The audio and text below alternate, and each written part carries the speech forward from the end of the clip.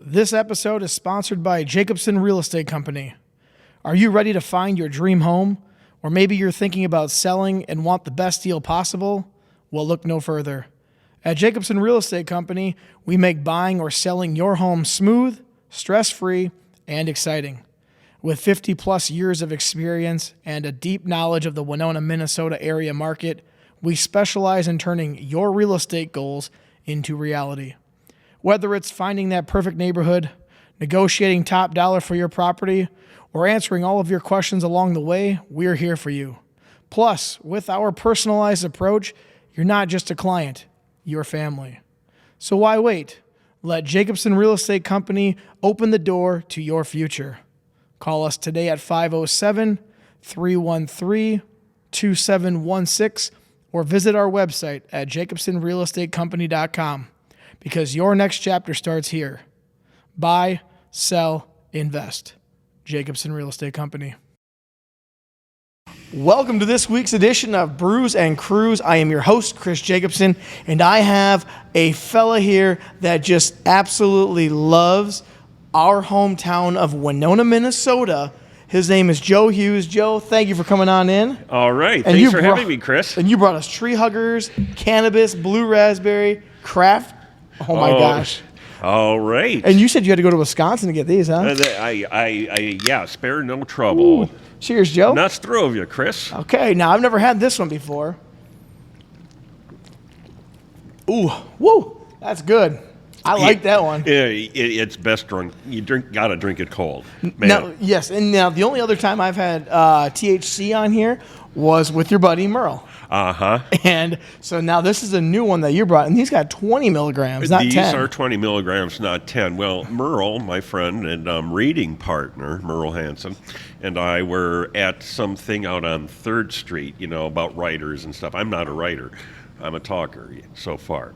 And Merle was looking over at the Rippled Leaf, which is a THC, yes. And he says, I'm going to go get some seltzers. And I said, I've never had a seltzer. He said, well, then I'll go get you one. And we drank a couple seltzers out there, and holy bleep, it was really, really, really great. I was just thinking, whoa, I just love this state of Minnesota. Now, this says it's brewed by 608 Brewing, and I've had beer of theirs on here before, too. Well, it just freaks me out. I didn't put 2 and 2 together. You see, it takes me a while to put 2 and 2 together, Chris. And they have this co-op downtown. Yep. And it's like every other co-op, like we have Bluff Country Co-op here in Winona. Sure. I'm friends with one of the founders, Michael Doyle, who is somebody you should have on here sometime. Michael Doyle, come on. Michael Doyle, get your butt on here. Actually, you know what? Last week's episode, I went and got kombucha from the co-op here in Winona. Oh, it has this fascinating history that Michael can tell you all about, but now I'm going to tell you, to me, it's all a bunch of stoners going, because I'm not quite of that generation, right? And it's the same thing with the co-op downtown La Crosse. You go in there, it's just like Bluff Country. It's really great. You can just see the old folks, and all that. But, yeah, they also have this arm that, makes bitchin' seltzers. And so this is from the Rippled Leaf in town?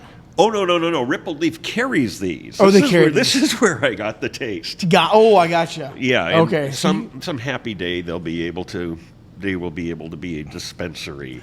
Okay. We're working on those. They're actually, I understand that they've been working for this for some time. I've spoken to the guy who runs the place, not a lot, but I mean, they're going about this the right way. They've had their storefront out there on 3rd Street making friends, selling things, and when the time comes and they jump through all the hurdles, they will be ready to go. Okay. Now, I got a question for you because I want to go over that. I know that's not even part of what you wanted to talk about, but this is going to be good because I saw you get excited about when they can start becoming a dispensary, and you got excited about it. Yeah. What about that excites you? Okay, well, I'm a recovering alcoholic. I've been sober for 7 years this month, and it's a really big deal in my life. I moved to Winona. You know, I sobered up for a couple of years. I moved up when I moved here in 2021. And, you know, life doesn't offer you a whole hell of a lot of fun when you don't get to drink anymore. And all of a sudden they made weed legal. Thank you. And so then you like I cannabis, don't even then. like it that much. I don't smoke that much. I'm not in Merle's league at all. You're not in I Merle's like to league. cop a little buzz after dinner, right? Sure. You know, but I mean, yeah, I really love these things. Okay, well, I mean, this is awesome. And now you said that you just moved here not that long ago. That is correct. And you love Winona. I am from Racine, Wisconsin. You're from Racine, Wisconsin. Okay. The story goes, and I've told it out at the beer garden. You know, I'm really quick at it. I've gotten good at it. My mom and dad are from Winona. Were from Winona, Minnesota. They were born here. They were raised here. They grew up here. They got married here and moved to Racine, fucking Wisconsin, for my dad's job on the Milwaukee Road. Okay. He wanted a job where he could come home every night instead of being out on the road. So he got a job, but he couldn't. You can't have that job in Winona. He was too young, and so we all are from Winona, Minnesota, in our hearts. They brought me up to Winona when I was 5 months old, because, you know, they're living in Racine, Wisconsin. They got a little baby. They want to show them off, and it was an 8-hour drive on the 2-lane highways. As you and Stephanie are finding out, sometimes the little angel travels nice. Sometimes. Sometimes. I think around Toma, you know, they're getting up to Toma, and they're thinking, maybe we're rethinking this parenting thing, you know? My mom's already pregnant with my little brother. I couldn't have been that bad. Okay. But I've been coming up here ever since I was 5 months old. Okay. I came up here when I was 8 and got to see the 1969 flood. I mean, these are things, you grew up here, right? Yep, sure did. You know, and so, and I'm guessing that you could get on a bike and go be anywhere in town you needed to be. As far as I know, except for going up to Garvin Heights, that would have been a pain. There was a kid, I read the Winona Newspaper Project a lot. I just found out about some poor kid who died when he was like 11 years old riding his bike down Garvin Heights. Ooh. I mean, there are people who will do it. There are people who do it, I guess. Yeah. I mean, you've probably interviewed people who do that sort of junk. Well, I've not someone that bicycles, but I have seen people going up their bike up the Garvin Heights Hill, and that does not look fun. It's not fun, but I mean, I could do that if I had to. If you had enough of these, you'd fly. My old man's first car was nowhere near as nice as any of these. It was a 1929 Model A. Okay. And he bought it. He said I was just a stupid kid. Yeah. And the guy says, well, $50, here's your Model A. And my dad says, I don't know how to drive it. I'll teach you how to drive it. And he drove it up to Garvin Heights, rode the brakes down all the way until they were smoking, and said, that's how you drive the damn car, and all of that. But I just envied, you know, the fact that you just had all these cool buildings. Yeah. You have this awesome river. You can go up in the bluffs. There was a time when we were little kids, my mom took us out to her favorite place in the whole world when she was growing up, which was Farmers Park out by the Arches. Yep. You know, you didn't have any of this crap growing up in suburban Milwaukee. Okay, so suburban Milwaukee, that's where Racine's by. Yeah. Closest one. Yep. And I've been to Milwaukee, so I understand what you're talking about. Oh, Milwaukee itself is a great town. Yeah. You know, it didn't, I'm not whining that it worked out badly for me, because Milwaukee is really a fine place to visit. I found some good breweries down there a couple years ago. We do have that going on, well, alas. But it wasn't this. It wasn't Winona. Sure. We would come up here, and I would just like wander off and wander around downtown, walk down the railroad tracks, try to make sense of all the buildings down there. Sure. And so it was kind of a no-brainer when I retired from my job in Springfield, Missouri, I decided that, I thought about living in Milwaukee again, thought about living somewhere in the driftless, but I knew I was going to come here. Okay, and I absolutely love the history of Winona too. I don't know a lot of it, but I love a lot of the history. I like the downtown area. I do like I feel like every building has a story behind it. Oh, it does. It does. I mean, the story the building that your old man used to own, I forget. The Kensington. It used to be called the Winona Hotel. And then something before that, I believe. And you know what's funny is when he owned that, he actually had the abstract that went all the way back to 1800s. I would kill for a look at that abstract. I don't even. He might still have it, or else he gave it to the new owner. He probably did give it to the new owner because I'm sure the new owner loves that kind of stuff too. I'm not 100% sure, but if we have it, I'll let you take a look at it because I think you'd enjoy it. I looked at when I moved to my house is in Knob Valley. Okay, so that abstract goes way back to Effie sold it to Abraham and sure. Well, you've looked at a few abstracts. I have, yes, within the real estate. They've kind of gone to the wayside now, though. Which is... do people keep the abstracts anymore? Not usually, but some people, if they're older, they like to have it, and then they give it to the next person, and if you want to get it updated, you most certainly can. But I think everything's pretty much digital now, so it's just easier to find, but it's cooler to have the abstract, just something in your hand. Well, there's just so much... There's this perception, I guess, Chris, that, to be historical, it's got to be in a book and it's got to be really old. And, there are people who don't like history out there. I can't imagine it. Right. But, what we were doing at the trivia last week, that was history. I mean, I had some of I was sitting up there and all these great questions are going through my mind that I couldn't think up when I was making up the trivia questions. Like, why are the lights turned off on the bridges this month?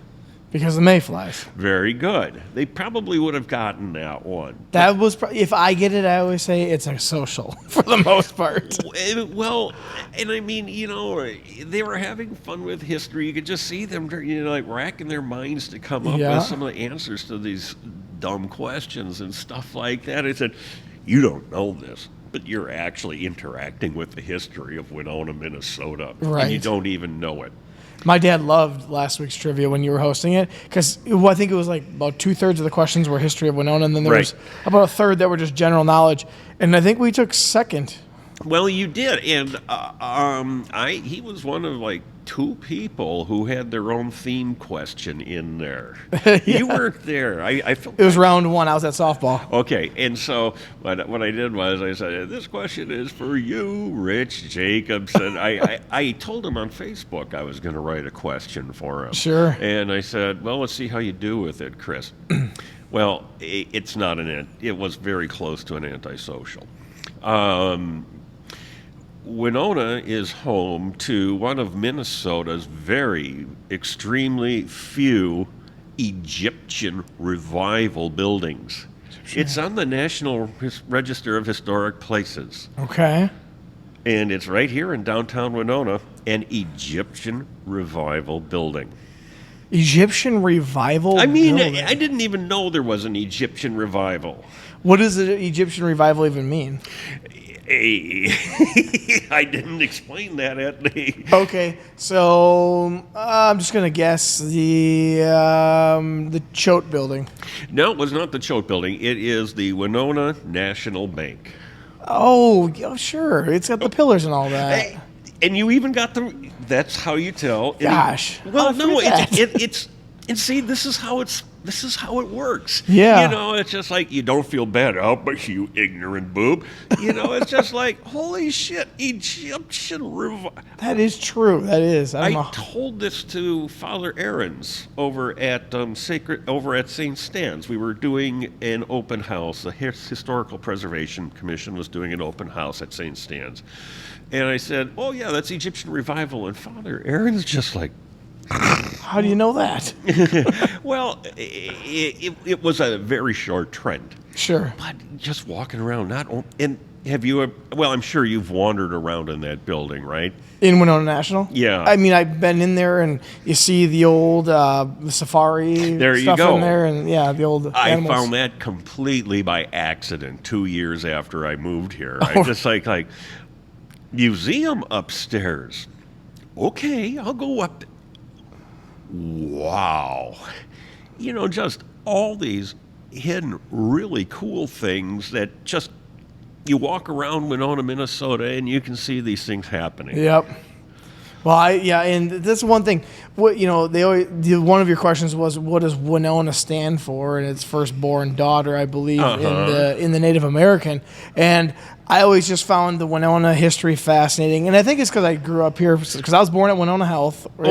and then now my daughter just was born there too. So I've been here for my whole life, and I always just found the whole history of the river, because I love going on the river. I just found the downtown very interesting. And then I always wonder, like, if I was around back in 1920, what would it be like going somewhere downtown where I normally go? Yeah. Right. I wonder that all the damn time.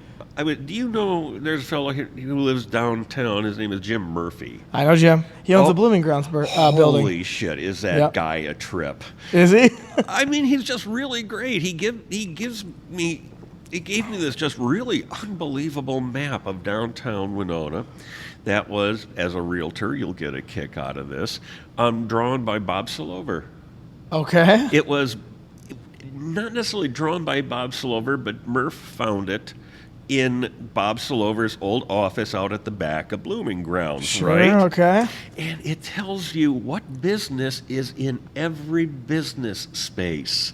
I mean, he didn't have it all in the back of his head because there was just so much of it going on downtown in the 60s. Sure. This was in the 60s the map was from? Okay. Oh, yeah. Murph had this cool map from the 1960s. But what Murph said to me, the point is that Murph said to me, he says, he was pointing out to me a couple of old pillars, iron pillars behind the Blooming Grounds that he snagged when the Islamic Center burned down. Yep. And he had them dragged off, and back there he saw me looking at him. He pulls up in his truck and he starts talking to me, and he's explaining this stuff to me, and then he says, "Man, I should have been alive in the 1890s." And I said, "Yeah, you really should have." That's my sweet spot, the 1890s, and you don't have to live there. It's fun just to visit and go by. Okay, now give me an example of the 1890s in Winona, because I know you do a lot of storytelling. Yeah, correct? I do. Is it from that era, or is it from all eras? It's from all eras. Okay. I do stories by request. Well, my request is an 1890s Winona story then. Okay. Because I think that would be kind of a cool time to be around. I mean, you're talking no cars. Mm-hmm. You're talking no motorcycles. Boats are about the only thing. No airplanes. And boats. Boats are different, yeah. You're talking like a steam engine. Well, at best. Yeah, there were also not a lot of cops. There were also not a lot of places to have fun. There were not an awful lot of places where young men and young women could have fun together. In the 1890s, young women were not expected to have fun at all. I mean, you're the father of a daughter now. You're getting ready to guide your little girl on the road to womanhood and all of that. And she's going to have so many cool options, and she can do whatever she wants. But it wasn't that way back in 1890. You stayed home until you married Mr. Right. A guy could get out and have some fun when he wasn't working or something like that. And then you got downtown Winona with cops, and you've got like this frontier town going on. It's just people are getting shot and stabbed and having fights and all that. But I want to focus on what young women and young men did to have fun, because they're going to find a way. Sure. It happened that this was a time when women could not drink in bars legally. Okay, so they couldn't go into bars and drink, but they could drink at home. They did. Well, they could. Was it illegal for women to drink? Women couldn't do anything that was fun. Okay. I'm not kidding you. I mean, there were women who liked to drink back then, and they found their booze the way we all do. Sure. But No. You're supposed to be save yourself for marriage to your Lord and Master and wear yourself out having kids and taking care of them and stuff like that. Sure. But, it's not really that way. They had what they called house parties, after hours parties in Okay. Winona. And some of them were in bars. Okay. They would shut down the bar and they would say, party time. And Winona has, in the 1890s, like 13 cops. Oh, that's pretty easy to get away with things. And they get, and they don't work all at the same time, and they go by foot most of the time. Sure. Where that, it's on the corner of 2nd and High Forest. 3rd and High Forest. Third and High Forest. that- You talking about Sloppy Joe's? The gas station. Oh, Not the gas station, the car lot, that creepy ass car lot. Actually, we had that listed for Bobby Fort. He's the owner of it. It's Mankato Well, and of Third. course you have listed it. Yes, Mankato and Third, though, not High Forest. Oh, It kind of exceeds to it. But yes. it does. Yep. I'm talking about the corner on High Yep, Forest. I know what you're talking about, though. Wow, the guy has a name. I know that they used Yeah. to fix cars there all the time. He just sells them. Now he just sells Yep. them, but I'm saying like way back in the day when I walk around there and talk to folks, they say, "Oh yeah, you could hear they're working on their cars and all."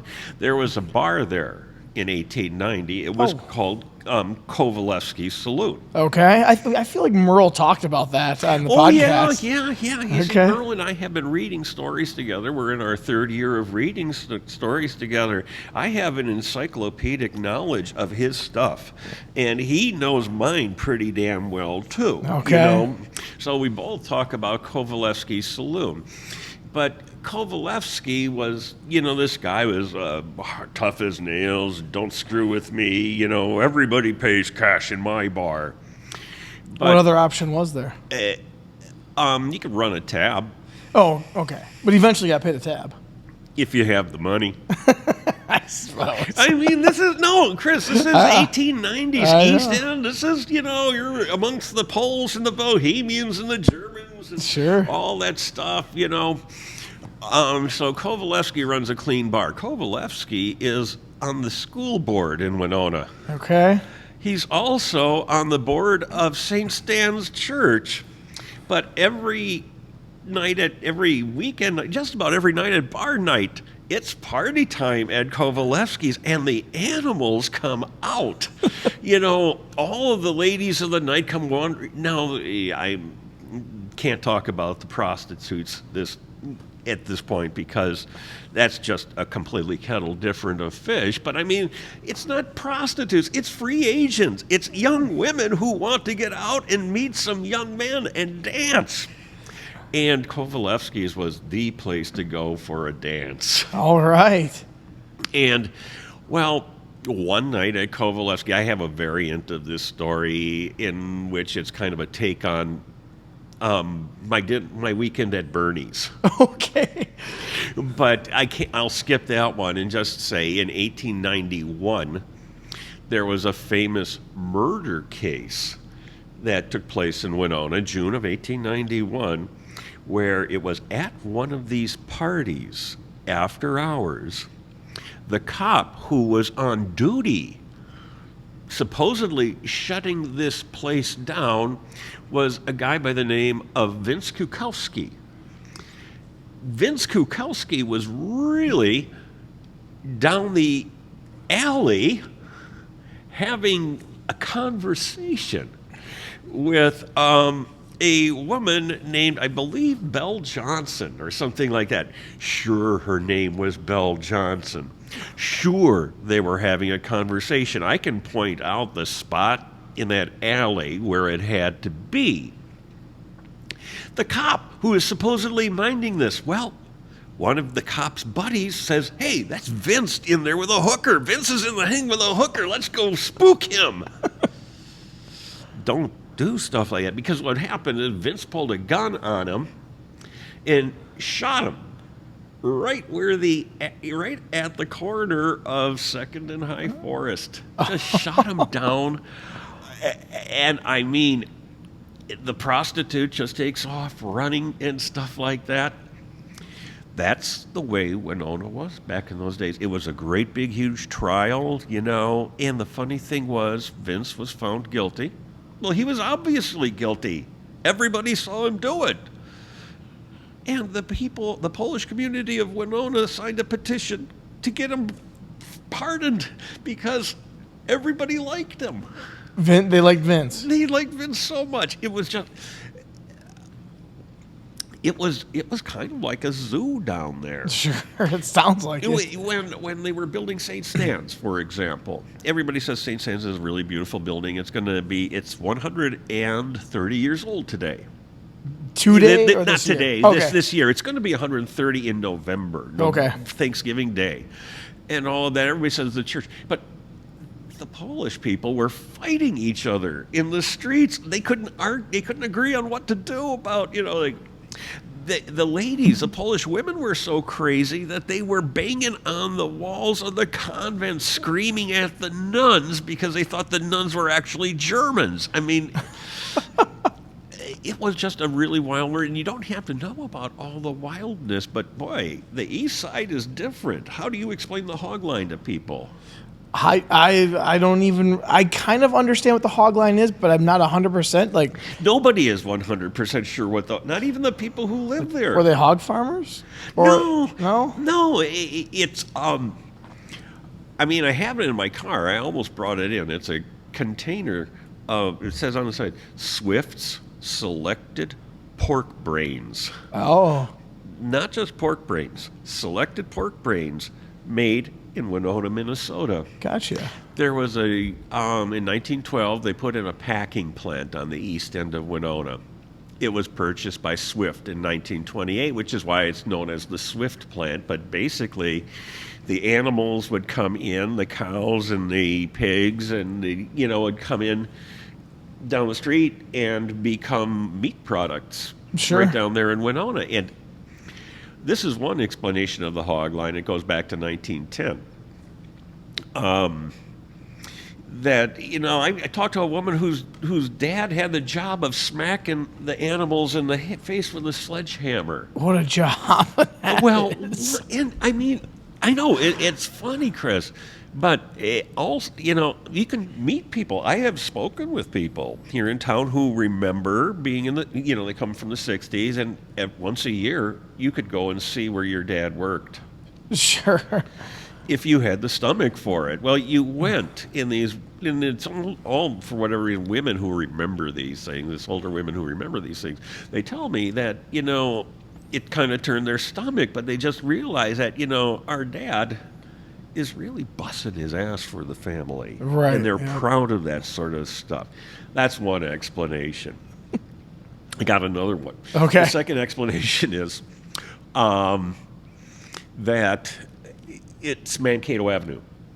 Mankato Avenue is literally the hog line. If you are Polish, this only applies to Polish. You're Polish? Maybe a little bit. I'm a whole mix. Actually, I'm doing one of those Ancestry.com things, so I still got to spit in the tube and send it out. So I'll know a lot more than, I think I'm probably more German than anything, but I don't know.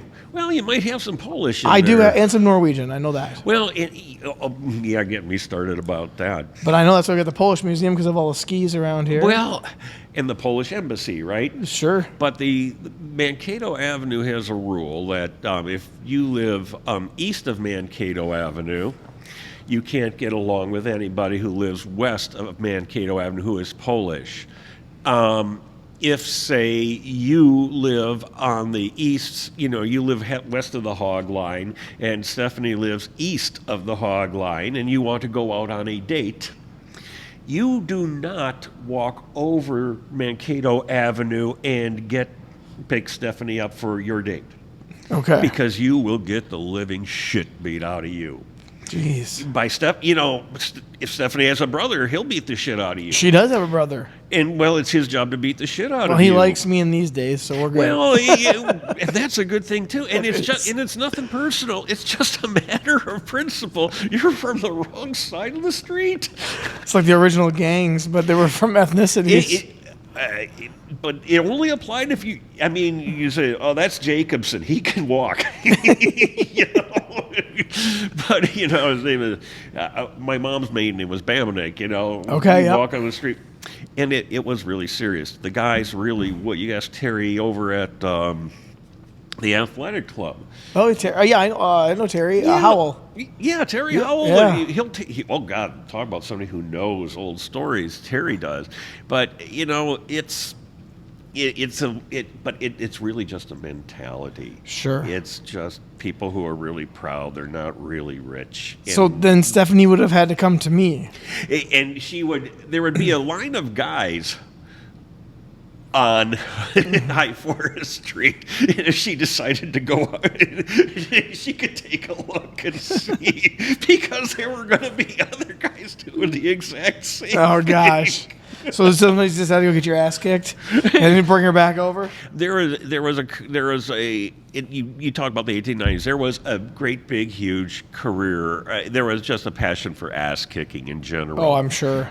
Another story, 1874. You know where Chapter 2 Books is? Okay, now. It moved. Yes, it did. Well, it used to be downtown. Right. Right by, between Herbers and Gerbers and the Kensington, yeah, right? and Daryl finally got the hell out of there. Yeah, I used to buy books from him, and then I'd read them in the sauna because they would just get terribly, corroded. So I didn't mind buying a used book. Now, where is it at now? 125 East 3rd Street. Okay. Which was in 1874 the tavern/grocery store of my perfect. great-grandfather, Martin Bambanek.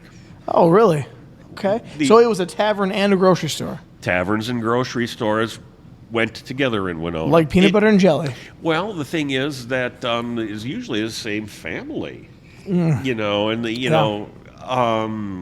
Winona, it was very, very common to have a twofer, and my grandfather did one doorway for the tavern, one doorway for the grocery. The grocery was open one Sunday morning, and the tavern was not. These two tramps came up to my great-great-grandfather, and said, "Let us in. We want a drink." My Martin says, "No, it's Sunday." Guy pulls out a penknife and sticks it in my great-great-grandfather's arm. Jeez.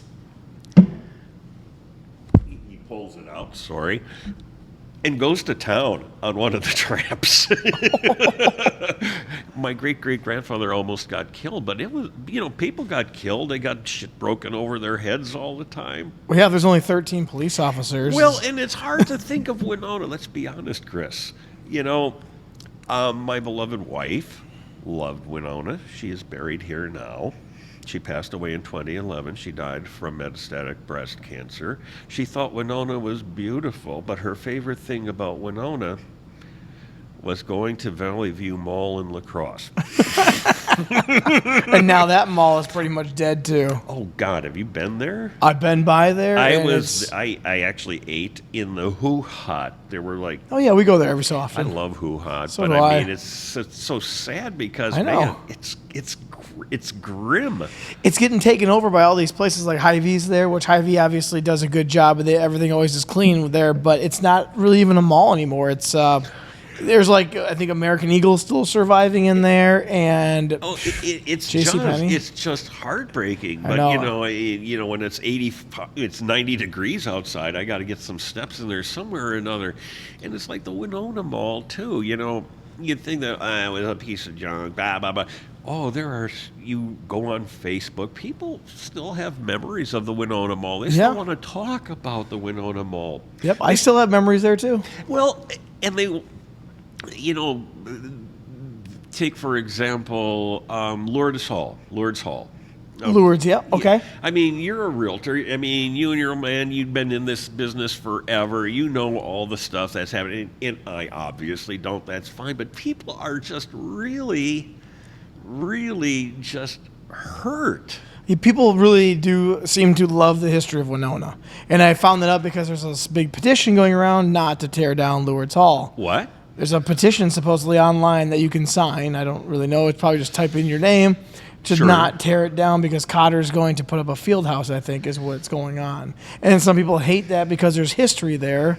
But again, I don't even think it's been used in a while. So Well, I mean, yeah, you have a specific viewpoint, which is really instructive because, is it, there was some talk that it was somebody, Abramson, right, was going to get it, was going to buy it. yeah, Brady wanted to. Yeah. Yeah, but I mean, I don't know. I mean, I know he has a track record. He's got money. He's got resources and stuff like that. Do you think that it would have worked? I have no idea. I don't know what would have become of it. Maybe apartments, I guess, because that's the only logical thing. And Brady does apartments in town as well, so he would have probably turned it into apartments and still kept the history of it because he owns a couple other buildings downtown here as well. And obviously, when you're downtown, you have to keep the history here of it for the most part, unless it's obviously if it's historically landmarked, you can't do much to it, or you have to ask the National Historical Landmark company or whatever committee. But he owns some of the older stuff, so he would have probably been a good fit to have that if he had gotten it as well. But I don't know the process for that whole situation. Well, I mean, I know a little bit of the process being on the Heritage Preservation Commission, because I know people half the time don't even want to apply for the National Register for exactly the reasons you said. And I know that the Sloggy family feels especially strongly about this sort of thing because, say, hey, this could be on the national, people want to put the Chapel of the Angels on there, but they care. They care. When the two churches were closed down this year, St. John's Catholic Church and St. Casimir's, there's hurt because they're losing a sense of their piece of their history. And it's nice to be able to offer them something fun and helpful that'll help them, deal with that sort of thing. Another thing I love about Winona is the cemetery walk. Oh, I absolutely love that. When I was teaching, we would go there every October. I loved listening about the history of Winona, and that's one of the greatest things is try to bring it to life, if possible, with obviously actors and actresses from now, but it's really fun because they actually dress up, they have history behind it that's factual, and obviously it's not about really big national things, but it's things that have happened here, and people have come from far and wide and have made big national things happen from Winona that some people don't even know about. Somebody will be contacting you from the cemetery walk. You would be a great actor. And I kind of want to do that because I love acting. Let me... Really, Chris? Yes, I do. I do. I love being in front of people. You never fail to surprise And see, that's the one thing when I was teaching, I would take them there, so it wasn't exactly easy. But now that I'm not teaching anymore, now I'm just strictly into real estate and rentals. Now I might be able to do that on those couple days. They could use you. Yeah. They could use you. And I have done it for 4 years. Yeah, I know, and I saw you there this past year because I only met you like a year ago at trivia. Well, yeah. And I said, "Hey, Joe, how's it going?" And obviously, why wouldn't you be there? You love the history of Winona. Well, they're always looking for actors. Yes, I know that. And you would, if you know other people, talk your dad into it. It's not hard. I can do it. If Joe can do it, everyone can do it. I would say so, yeah. You just want to walk out and start running your mouth. I mean, I did that for a living for 35 years, right? Well, what was your job specifically before you were retired? A college professor. College professor. So you just ran your mouth all the time. Yeah. I love it. Talked in other people's sleep. Oh, man. Well, you know the drill. I know the drill. What grade did you teach? 7th and 8th mainly. Okay. And what did you teach? American history, some math, health, and then PE. Dude, my hat is literally, I got a receding hairline. It's completely off to you because my goal in life was, when I was a kid, was to be a history teacher. I wanted to be a high school history teacher. Then I found out I was going to have to coach. And I was not a coachy kind of guy, or a jock, And history teacher is a jock job. It just is. Sure. And the other thing was, man, I knew what kind of a junior high student I was. I didn't, anybody who would willingly get a degree to teach junior high school kids anything is worth taking my hat off to. So got to be honest, I actually enjoyed that age And I would enjoy high school too. I like the older kids where I can relate to them. That was better. Teaching little kids was just like kind of managing a lot of kids that are bouncing off the wall. Oh yeah, chicken jockey, right? Chicken jockey, yes. So I want to go back to you now. You talking about the historical. The cemetery walk of the history of Winona, and you wanted to talk about that. What was where were you going with that? Because I love that idea. Oh, I was trying to recruit you. Oh, well, you probably just did.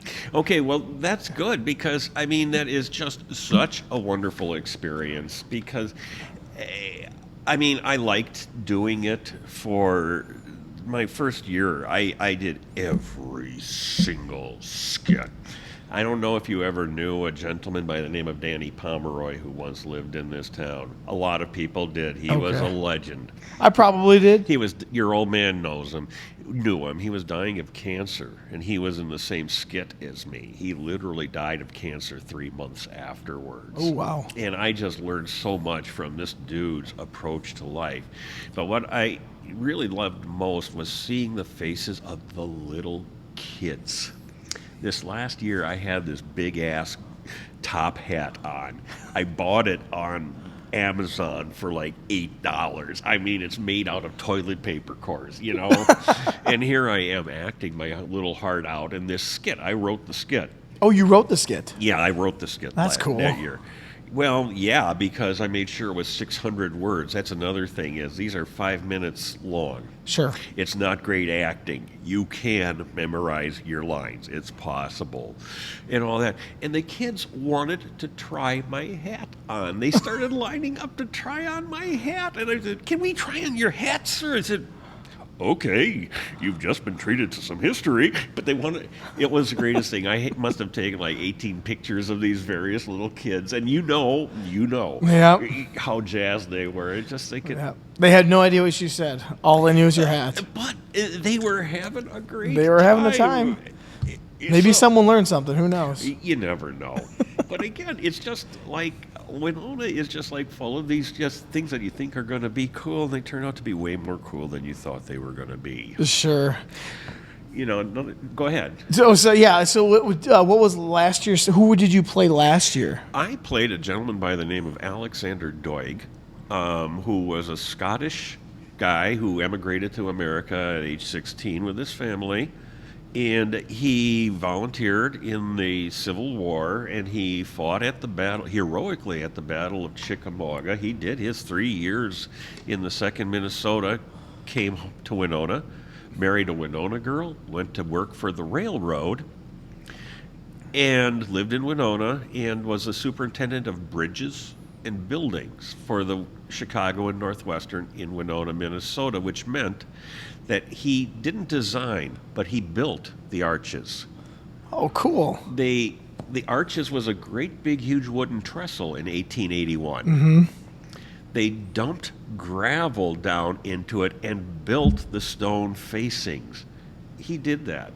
Cool. He built the Winona Railroad. He built the passenger depot on Huff Street, and he also built the freight house, which is now home to Two Fathoms Brewery. Where we go at least once a week. Absolutely. And that building has got some dang fine bones. It was built, I was playing the guy who put that together. And then for my other character, one of the other characters was Queenie Levesque. Are you familiar with Queenie Levesque? I am not. Winona's, let me school you, my son. Winona's Thank you, iconic Dad. madam. What was that? Winona's iconic madam. She was a madam. She ran prostitutes right out on the West 2nd Street. This is Now starting to it's sound to familiar from Merle. Queenie Levesque. Okay. Her real name was Christine Cross. She was a mother of 3. She was married to a loser husband who ditched her, leaving her with 3 hungry kids, but no crop in the field. She had to support her kids. That's how she started supporting them. Sure. And what one thing again I just love about Winona is most people would be upset with the idea that prostitutes had been doing business in their town. I'm told there was a lady who stopped donating to the Winona County Historical Society because they were putting out that prostitutes had worked in Winona. Well, It worked a lot of places in America and in the world. And for how long? It's the world's Yeah. oldest profession. It's called that for a reason and stuff like that. But Winona, people are just so cool about it. You know, they just talk about it in this matter-of-fact way, and they always mention, people will always mention that the ladies who are the actual prostitutes, they always stayed in their rooms. They never left their rooms at all except for to go to church on Sunday. Perfect. Well, if you were cooped up in a room for 6 days, Chris, Sure. you'd go to church. I'd go to church. I know I would. And when they wanted to have fun, you know, after Prohibition was over, the ladies of the night would go over to Bluff Siding. They'd go over across the river and have fun in the bars over there. No, but they weren't working. They were just hanging out. They didn't want to meet guys. They just wanted to have a few drinks and be left alone. You sure? They were actually regular Winona people, just like you and me. Just like you and me. Just like you and me, and I think that's cool. Now, here's a history question I have for you. I don't know if this is a myth or if it's factual. Al Capone got syphilis from a hooker or a prostitute in Winona and died from syphilis. Is this true? He died of syphilis. I know this much is true. Where he got it from? It's kind of like holding a buzzsaw up to your ass and guessing what tooth cut you first. All right. That's a great analogy.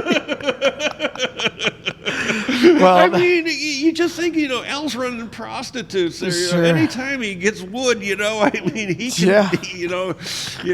send in, you know, I got to stop making jokes like that's this. a good one. But, yeah, did Al Capone come up here? I mean, or did he, in Prempelo County, they thought that Al Capone was running distilleries. Sure. During You know, Prohibition? Yeah. Oh, yeah. I mean, God, my mother's family, the Pulaskis, they had a great big, huge still knocked off in 1928. I mean, it was really happening back there. But was Al Capone there? I don't know. Was Led Zeppelin ever here? Who knows? Supposedly, there are people here who will tell you that Led Zeppelin was here. Well, and I also heard this from my own family, is that somehow my grandma, my dad's mom, is related to Al Capone. No idea if that's true. Maybe the Ancestry DNA will tell me one way or the other. Oh, shit. I did that a year ago.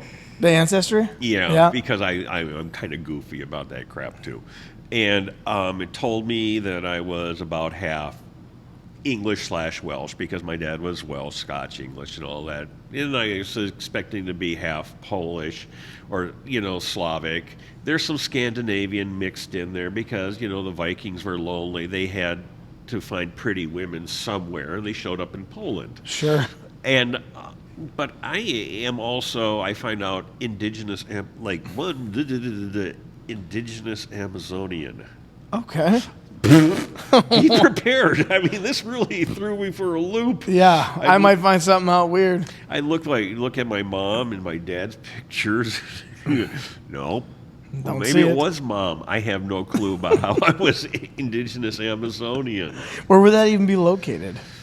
In the Amazon? Yeah, but I mean, indigenous. I mean, that's the original people who were there in the Amazon. Sure. And my question is, you know, everybody else, I'm 99.9999% European. Except for that part.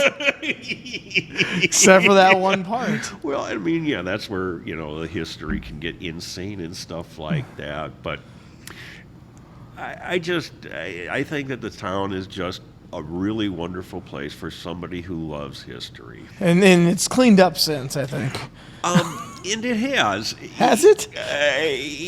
You've got some decent restaurants here. Okay, well, I thought you were going to say, yeah, no, there's still a brothel down the street. Oh, shit. I mean, my favorite. This is something that Steve Boland told me. You know Steve? I don't know Steve Bowen, I Oh, don't Steve think. is just, he is a wit. He's lived here all his life. He doesn't go out much because he's taking care of his elderly mother right now. But he was the one who told me the story about the El Cid rap parlor. Yeah, and you guys had a question about that last week. I mean, Yeah. it just blew my mind that it was Merle Hansen and Steve Boland and I were sitting out in front of Blooming Grounds one night with Pirate Steve. Steve Kukowski. Shout out. And did you know there's a book about him? There's a book about him? I had no idea who wrote it. It goes back to about 2016. No And kidding. A friend of mine showed me this book. Okay. It was done by the Trimpolo Boat Club or Fountain City Boat Club or something. No kidding. There's just all sorts of weird clubs that, Nobody knows about, unless you're part of it. Well, yeah, I'm not cool enough to be a part, and I only got to see 2 pages of the book, but Steve Boland was telling us that he used to hang around down by the steps, and I know I was talking with your dad about this building, and he said, he said it's haunted, Yeah, that's the where the Piece of the Past is, right? Yep, where the chick is looking out the window and all of that. That was the El Cid rap parlor. Yeah. You would climb up that fire escape. Oh, you climbed the fire escape? Okay. The fire escape steps, you see them there, right? Yep. Go up to the second level. That's the only way you get up to the second level. And you go in there and you have a rap session. What's a rap session? It involves a towel and a happy ending. Gotcha. A massage, quote unquote, massage. Yeah. Got it. And Steve was such a little shit. He would just be hanging out there to see who he could see, and he did. He saw his neighbor, Mr. coming down the steps. I'm glad you gargled that out. So no, we don't know who it is. Yeah, it was Mr. Well, shit. This happened to me in St. Petersburg, Russia. Okay, 2005. I'm traveling on the university's dime because I'm developing a class on, great empires. What I'm really doing is having fun.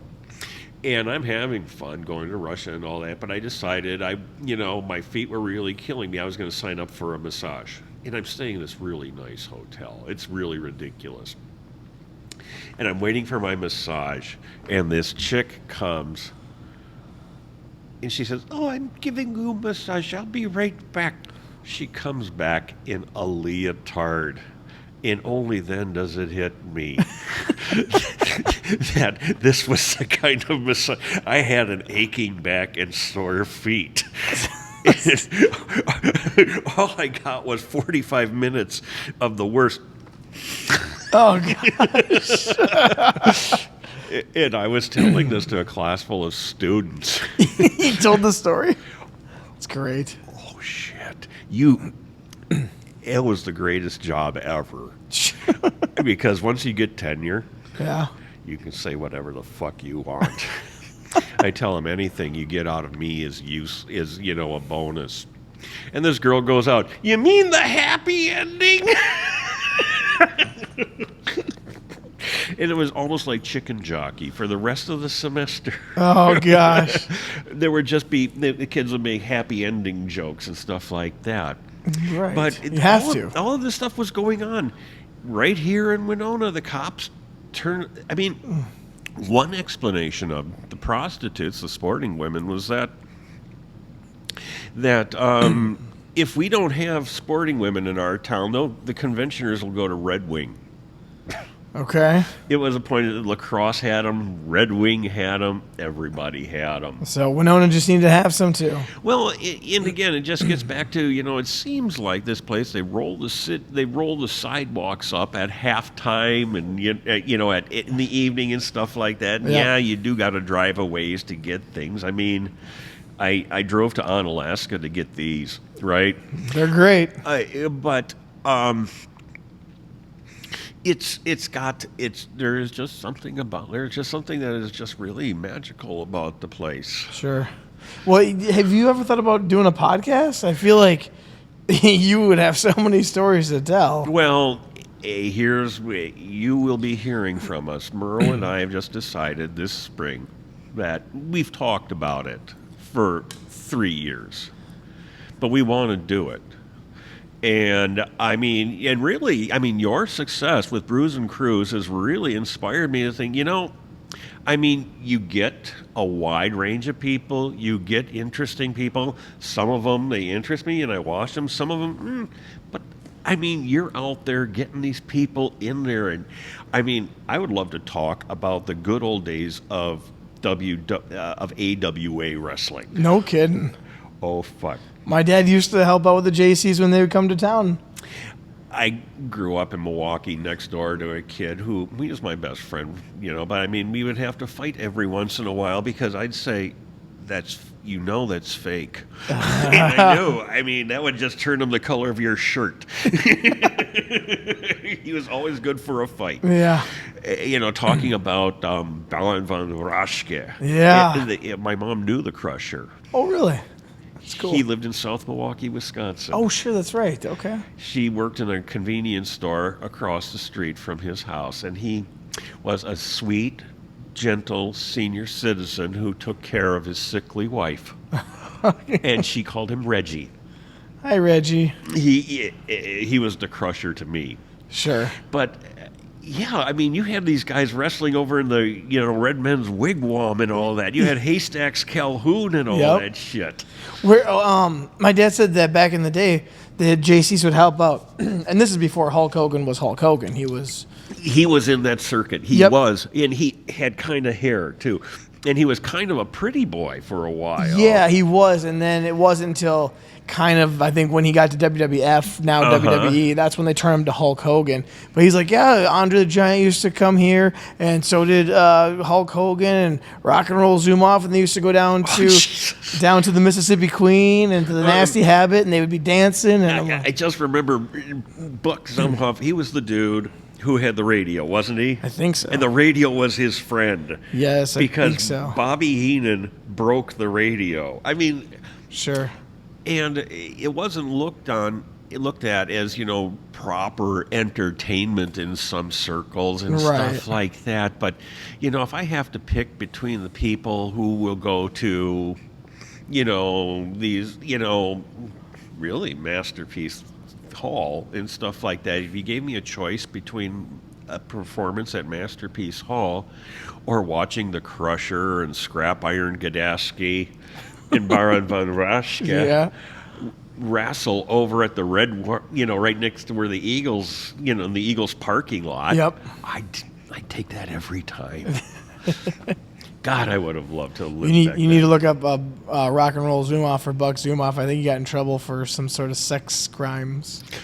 I don't know if you read that or not. I know, but some of these people weren't really too tightly wrapped to start out, which is just part of the appeal. The one and only time I went to see him was at the Milwaukee Coliseum. My dad took me and my brother and my sister there. I watched a pregnant mother holding a little, maybe 2-year-old baby run, screaming up to the ring, screaming obscenities at the top of her lungs. Yes. Just saying, like, wow, these kids are going to grow up exactly the same way.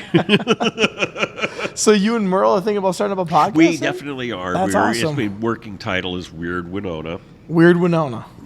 Just celebrating weird things and weird people. I think it's like when you guys talk about Winona, it almost feels like, you get an album and there's the hit songs on it, but you guys know all the other things prior to the... I like that, Chris. You like that? Thank you. Yes. That is probably the nicest thing anybody's ever said about what I'm doing since I got here. You want to hear the behind-the-scenes I like stories. to listen to the album. Yeah, yes. Exactly right. I grew up listening to the whole album. And same here. Like, it was cool. Like, the hit song got me to buy the album, but then there were the other songs. I would be like, these ones I think are even better than the hit songs. And then tell me if you've got the same experience.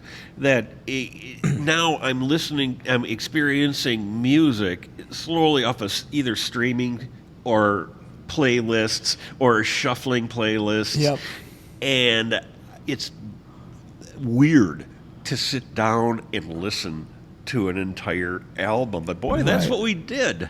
Yes, because like a lot of people, you talk about Winona, they know, oh yeah, that's where Fastenal's from. Oh yeah, Watkins is here. But then you're telling the behind-the-scenes stories, I think, and that's what's kind of cool about it. Because you just told us at the beginning of this podcast, you're talking about Vince Kukowski and the prostitute, and he actually killed someone. Like, those are kind of behind-the-scenes stories that nobody knows about. Well, now one gets worse because the widow sued the city of Winona, saying that the city of Winona, this police officer should not have shot her husband.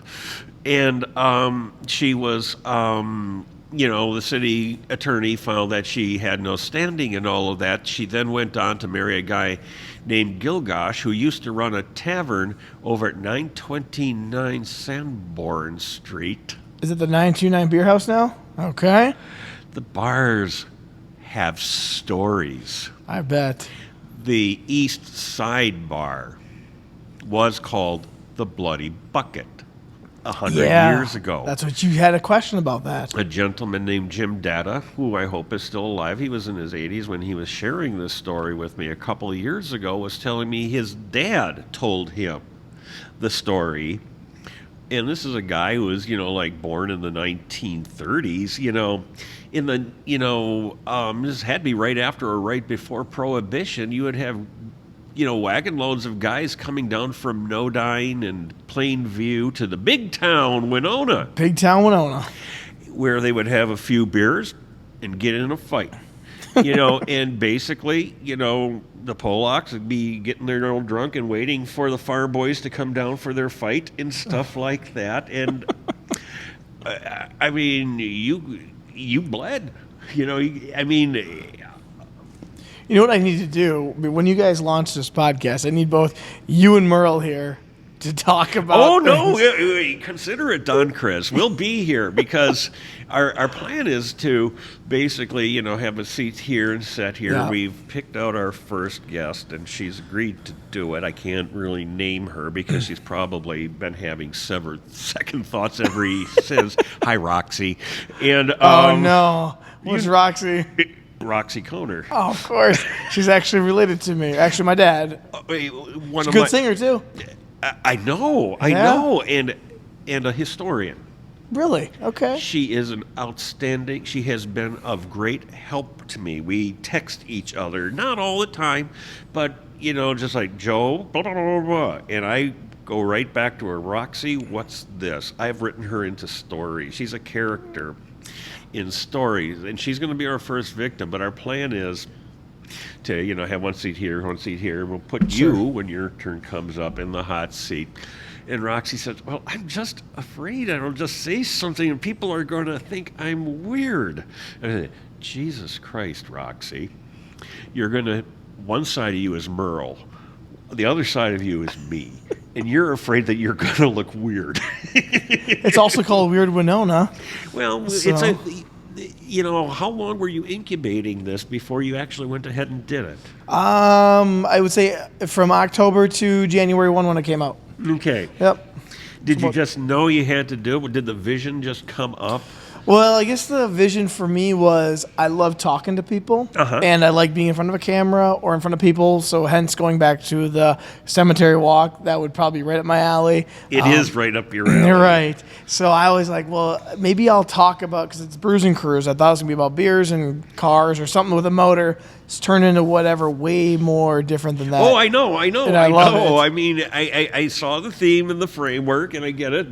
Alcohol, cars, I get it completely, but it's just so much more. It's just another thing that just is more than you think it's going to be Winona is full of that. And every week I look forward to my next guest, or whoever it's going to be. I'm either going to learn something or we're just going to sit back and relax and have fun, because you kind of never know what's going to come from week to week. There's not really a theme, I wouldn't say. It's just like last week it was about a lady came on talking about her podcast, Tesla Mitchell. Well, and you teased that, and it dropped when?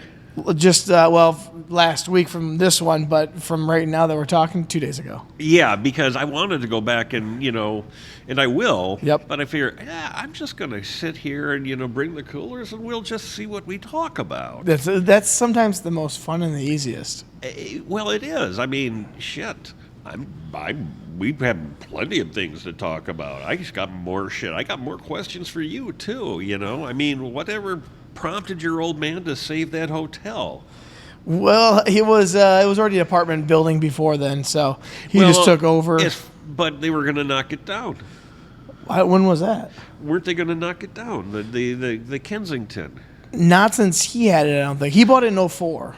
Okay. So maybe before that, it could have been. Okay. Because there was a time, obviously, between Kensington and Winona Hotel, which I don't know all the history of that. Yeah, and I mean, it'd be more fair. I'll pick on him for that sometime, but it's always just intrigued me to think of that gorgeous building, just sitting unused for 10 years. Sure.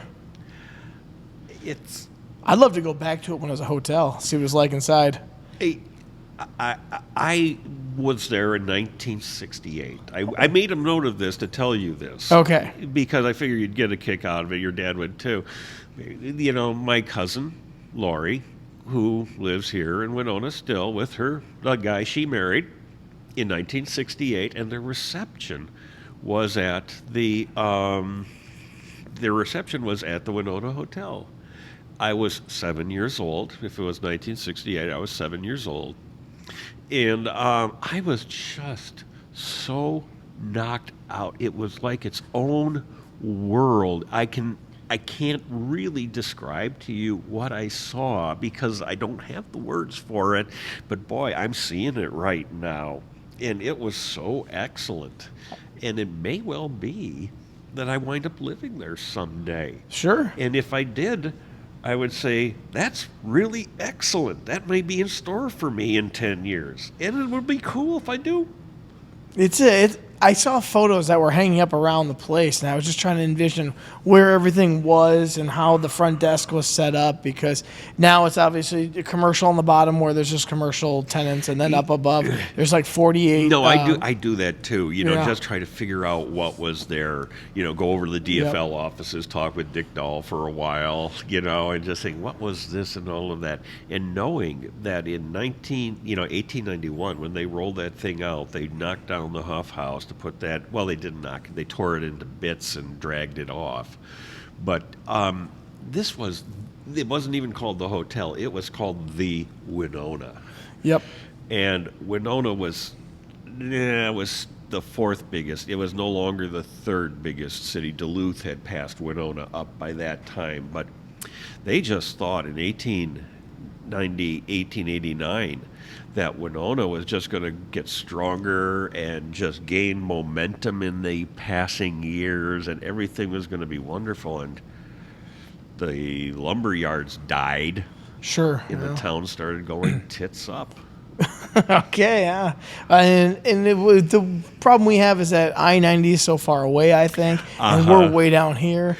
But once upon a time, no, you're right. It is kind of a transportation. Well, I don't want to say that because of the port, but Winona was really, when it was the gate, they were calling themselves the Gate City in 1855. And wasn't this almost the state capital at one point? Well, not really the state capital. That was always going to be St. Paul, but it was the city that mattered, because if you were coming to the state of Minnesota to live or do business or to, part of your life plan, you came through Winona. Sure. And the reason why, say, J.R. Watkins relocated his business here in Winona was he saw a town that was served by 5 railroads. Okay. The river traffic wasn't that important anymore, but I mean, Winona was a transportation hub, and it was a frontier town. It was a rootin', tootin', just chaos. And now it's not on a highway. It's not a, right. It's like the town that puts itself to sleep every night. I suppose that's true. Not to me. Not to you. No, this place comes alive when you guys talk about it. I love that. Well, thanks. And now, as we're starting to wind down with the podcast, you said you had some questions for me. Well, just questions about, how long does the podcast go? So here's one thing. Most people at first, I just went until whenever. People said keep them around an hour, so that's what I've been trying to do. Is keep them Okay. in that hour. Seems like Well, about an hour. it does me a lot of good to find out that you're winging it a lot of the time still. Yes, in it's got to be relaxed. Like, don't come in here all stressed out. Like, come on in here, have fun. If we go 2 hours, we go 2 hours. If we go 30 minutes, we go 30 minutes. It doesn't, whatever. So I found that out because one time, I think it was episode 3 with Paul Ebner, the first time he ever was on here. We went like 2.5 hours, but my camera stopped at 2 hours and 15 minutes, and we just kept recording. So if you listen to the audio version, it's about 15 minutes longer. It's 2.5 hours. I was like, holy cow. And we were just sitting here. He brought in a bunch of beers, and we were having a good time. So, but I've tried to keep him to an hour. So that's where my format's I got to at. say, I regret just a little bit. It would have been kind of fun to come on here with, something else and, just climb into the sauce because I just can't do it anymore. No, that's fair. And that's a lot of times people are like, well, it's Brews and Cruise. I go, yeah, and I've had people on here with water. We've had pop. We've had THC seltzers, THC sodas. We've had bourbon. We've had tequila. We've had so many different options. Well, have on you here. ever watched Drunk History? Yes, I've seen some of those before. Those are good. Well, yeah, I would be watching with the girlfriend I had for a while down there, and she said, Joe, dating you is like an episode of Drunk History. Gee, thanks, Melanie. Perfect. Thanks. Appreciate that. Hey, you brought it to life probably is what it was. Well, I taught Latin and my PhD is in teaching Latin and ancient Greek. Okay. But I really did enjoy that, but it was really kind of getting up in front of people. Yeah. And it was my showtime. Sure. And I got to do it Yep. for 35 years. It was really a great job. That's good. That's good that you loved it. That's good. Well, loved it less.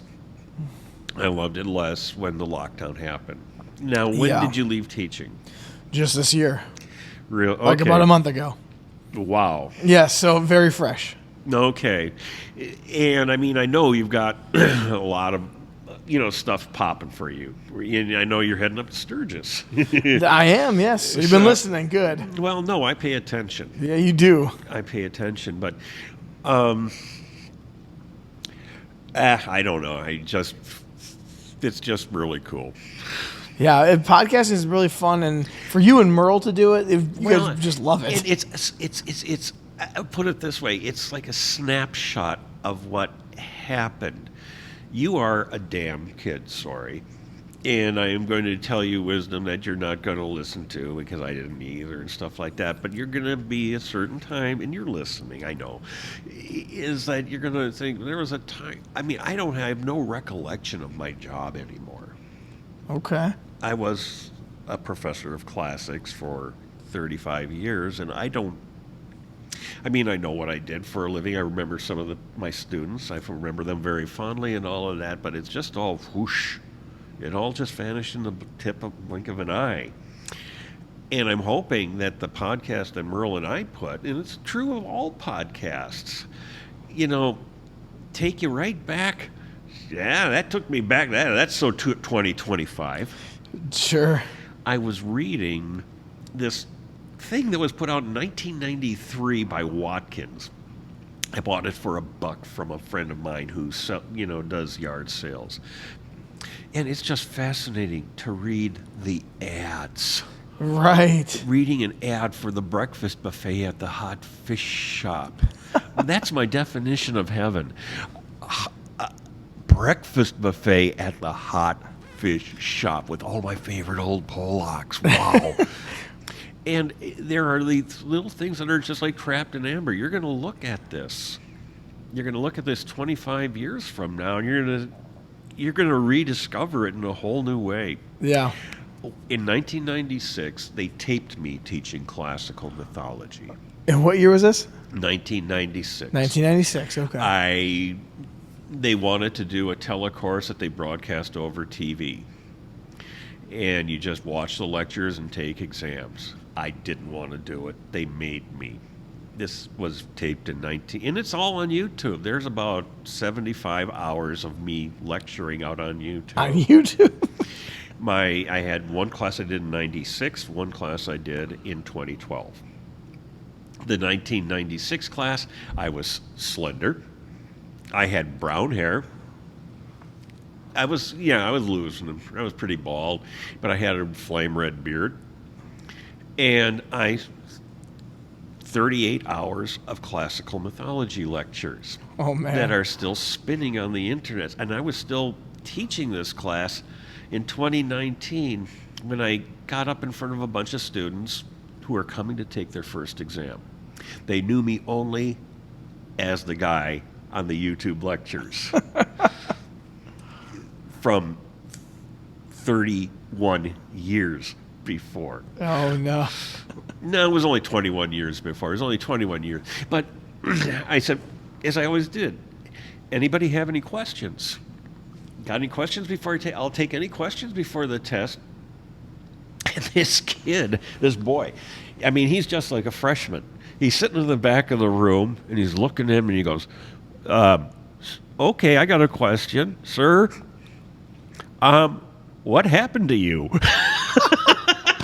Jesus. It's too general of a question. That was just so great. The kids are all right. Yeah, right? the kids are all right. What happened? But it was time to go. I'm just curious. Was this a decision in which you wanted to just be done with teaching, or did you want to? Yeah, it was. It was starting to. It kind of was. My dad is always like, "Oh, when everyone always asks when are you going to start taking over," and I would like to start doing that here in the near future. And then it was 10 years. I did it for 10 years. Just kind of got a little burnt out of it, and you do. And we didn't have a gym, and then my PE is my area of interest. Well, where were you teaching? St. Martin's Lutheran School. So right now they're trying to raise money for a gym. I didn't know that you taught at St. Martin's. Yeah, so you probably saw me, if anything, crossing kids over to a park. Well, no, the thing is that I am giving a talk on August 26th, and it was a talk that was suggested to me by a member of the Learning Club. I was talking last month to them about the old post office building at Warnock Hall in the History Center. And I said, if you've got ideas that you would like me to write about or talk to you about, please let me know. And I mean it, Yep. I got a letter from a lady who lives in Fountain City who suggested I write about revivals in Winona. With the tents and the preachers, Brother Love's Salvation Show and all of that. And now I'm going to be giving a talk on the churches of Winona. God help me. There's a lot of them. I'm only going to talk about the old ones, obviously, but wow. And St. Martin's is so fascinating to Really? me. Okay. Do they not have... Is that the church with a bowling alley? The old school used to have a bowling alley in the basement. Yes. And so that was the school that I first originally started teaching at in 2015. And I actually went to school there from preschool to 8th grade. Yeah. Okay, let's pause here, Chris. You're telling me you don't know necessarily a lot about history, but right there, that is, you went to the school that had the bowling. No, I'm going to phrase it my way. You went to the school that had the bowling alley in the basement and became a teacher there. Yep. I mean, that you'll have to come on to the talk. You'll have to come on and talk about that. Sure. Because that is just the kind of coolness. Because it was a rumor until just now. I thought it was down in the bottom of the church hall. No, I don't believe it's in the church. It was in the basement of the school. Okay, I understand. That's just as cool. That's just as cool. Yes. And actually, they probably have historical stuff at the church about that, too. Who knows? Yeah. But I think it was also another thing that I think it also was, and my dad, I think, was the one that told me this, is it used to be a place like a fallout shelter, too. Yeah. You are too young for that. But if you draw a circle and then the 3 upside-down yellow triangles. Yep. That's fallout shelter. When I was a kid, we attended St. Matthew's Roman Catholic Church in Oak Creek, Wisconsin, which our worship space was the auditorium. Let's put it that way. They couldn't build a church, so we had mass in the auditorium, which you could look up there in Mass and you would just see them right up there. Could you see the fallout shelter signs while you were attending service? No, I was talking about the school. Oh, so the okay. school and the church are separate. Well, yeah. They weren't connected. They were supposed to be separate where I went too, but yeah, dive, stop. Yeah, so I can't remember if I saw signs there. I feel like I saw signs at the school when I was little, but obviously the fallout shelter was, I think, for World War II, right? Vietnam?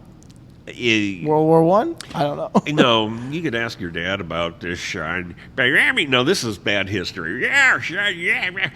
I grew up in an age, where it wasn't quite as bad if you were born in the 60s. If you were born in the 50s, it was really this way. That the world is half good people and bad.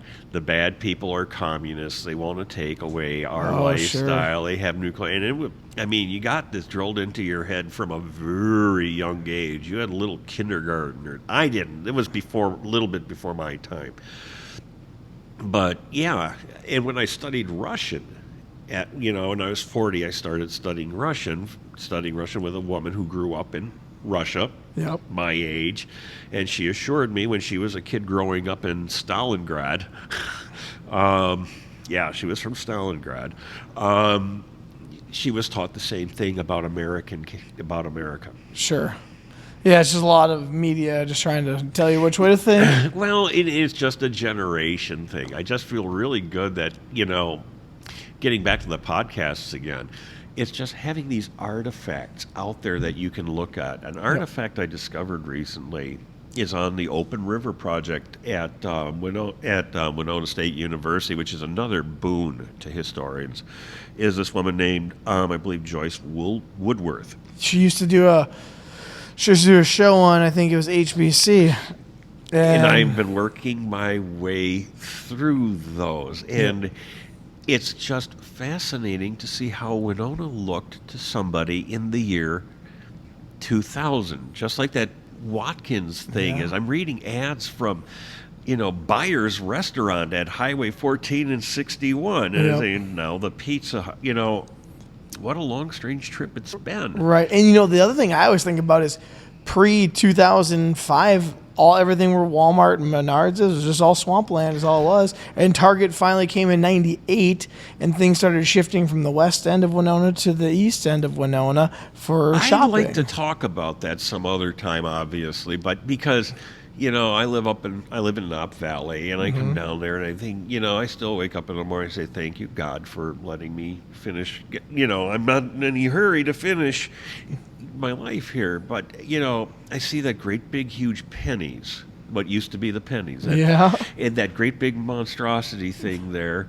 And, Winona was lurching west. It was trying to grow west. And so and again, you're bringing into it, the real estate perspective, which I'm not really that in on, is just like, I can tell you, I did at the Learning Club 4 months ago, talk about that great big frigging swamp.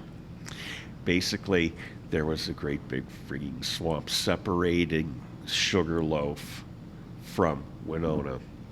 And that's why it's so weird on the other side of the swamp. That's why you got shit going like the Hot Fish Shop, which was bootlegging property. Sure.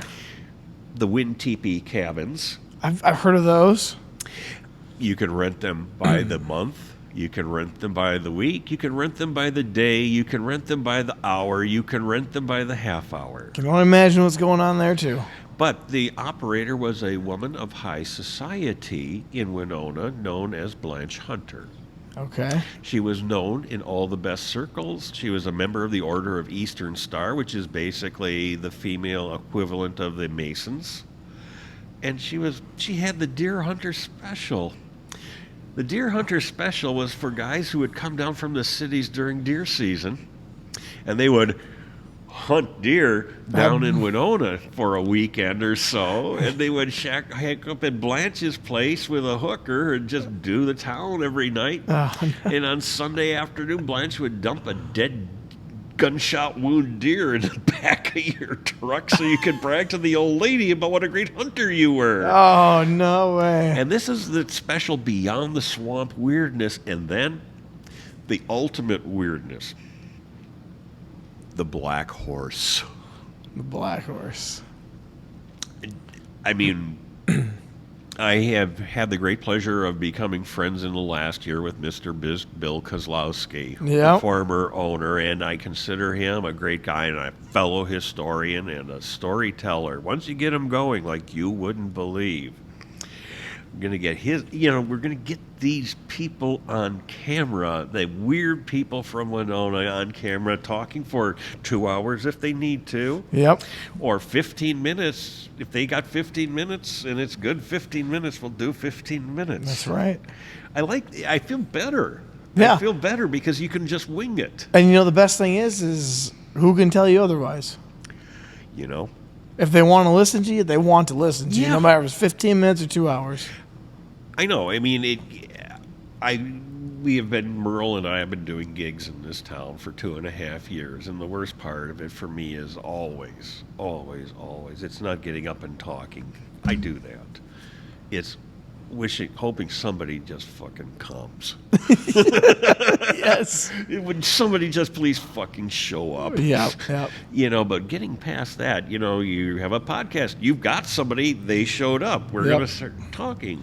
And the thing is, even going away from the history portion, everyone has a story of some sort, it seems. It's whether they're willing to talk about it. And just the people you've already named are all fellow Winonans. And they probably have stories from their perspective, or something like the Black Horse, which was a pretty historical place in our town, a place to go to. Well, but I mean, it was owned by this couple. They were named Dick and Celia Campbell. Dick was, and this is all shit that Bill told me. I'm going to just mention it in passing because you really need to hear it from him. Sure. But Dick was a soldier boy, and Celia worked over at Watkins. She was about 32, 33 years old, and they got married and bought this little place called the Black Horse in Homer, where they started bootlegging. I mean, Prohibition was over, but there was still a lot of bootlegging in Winona going on, and running prostitutes. And for $2, Celia would offer to let you feel her tits for $2. I mean, they were just, but Seal was the one who got the idea to have horses around. She put up that freaking taxidermy horse. Okay. And then she went nuts. Then friends would start bringing her, hey, I found this horse and buggy, Seal, what do you think? And she'd say, yeah, I love it. So that's the story behind the Black Horse? Yeah. And, that's interesting. And it was also, just a tremendous amount of gambling going on there. When I was presenting to the Learning Club, this was in the Briarcombe room over at the History Center, that, I said, well, Bill, what do you think? And Bill he was sitting down there and just saying there were a lot of people, well-heeled people from Winona, who liked high-stakes gambling. They have to go somewhere because gamblers will gamble. And Bill pulled some pretty bad shit, too, and he's been through rehab. He's very open about, his own life, but he's come back from it, and he's sharing his stories with us, Yep. He's not the sort of, he, by his own definition, he is a hustler. He's got a business. He's looking to make a buck and stuff like that. Well, I'm not good at that, but I mean, helping, you said that, it's like you said, he's got a really, really, really great story, and he's starting to push it out. Good. I think there's a lot of people that just need to open up because Bill Kozlowski would be another wonderful guest. And I know him personally too. Yeah, Yep. and he's also a recovering alkie like me. Sure. So he'll bring something. Yeah, I see him at the Y. Him and his wife, I'll see them at the Y. Oh, so yeah, I think yeah. I just saw him there this morning. He didn't see me. He was just in passing where I saw him down yonder. But it was I see him all the time. No, he would be really great.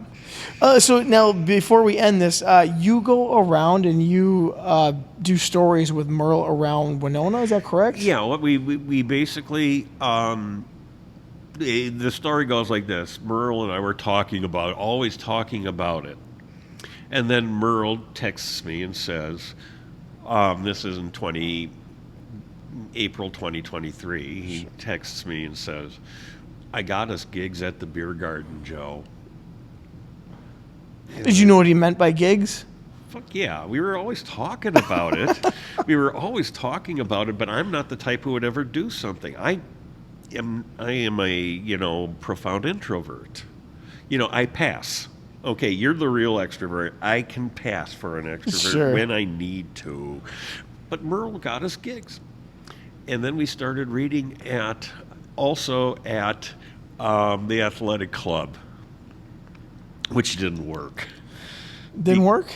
Well, because it was like 100 volts of going through me every time, which was fun. But I mean, we'd be talking, and all of a sudden somebody would put a quarter in, and the balls all drop in the pool table. Oh, sure. What do you think this is? A fucking dive bar? I'm reading high art over here. It didn't work there. So yeah, we read at the beer garden. We read during the summer.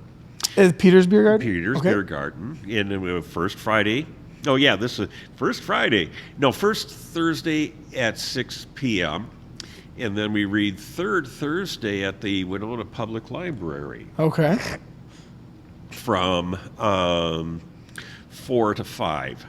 And Merle has other gigs. I have a gig at the Learning Club where I talk every 2 months. And my most recent one was the post office block. Before that, I did the whole Black Horse Dodge Swamp thing. I'm going to be doing churches in August, and in October, I believe, I'm going to be talking about railroads. Wow. Because I just figured, who's going to stop me? Nobody else wants to talk about this stuff. I found a place where I can talk about it. I'm going to start running my pie hole and talking about it. It's my homage, if you will, my homage to Joyce Woodworth. Okay. It's my homage to Paul Libera, who wrote a Polish history of Winona up until 1955. The people who have been writing and performing history in this town. Sure. Well, that's awesome. Before we end this, is there anything else that we didn't cover that you would... I mean, I know there's plenty of things you'd probably we got more cover. shit we could Yeah, talk but is there anything about. that's pressing that you'd like to... No. I just wanted to come here, and I finally got some time. I have just had so much stuff going on in my life up until very, very recently. Had a lot of stuff going on in my life. I'm just really happy to be here. It's really good. Well, I'm glad you were able to, and I look forward to the podcast when you and Merle eventually drop that out into the public of Wild Winona. Oh, who knows? It's just like you said with Brews and Crews, what we thought we were going to be doing when we started this shit. Yeah. In May is nothing at all like we're doing now. I mean, things change. Oh man, ideas come up. I'm just shitting, just like a year. Yeah. Shitting bricks. Merle had his things that he was worried about, and I was just like, "Jeez, we got to get people to show up." Yeah. I don't think you'll actually. I think what'll happen, because I feel like it's happened for me, is once people see how things go, they'll be like, "Oh, I could do that." That's always what happens is, "Oh, I could do that."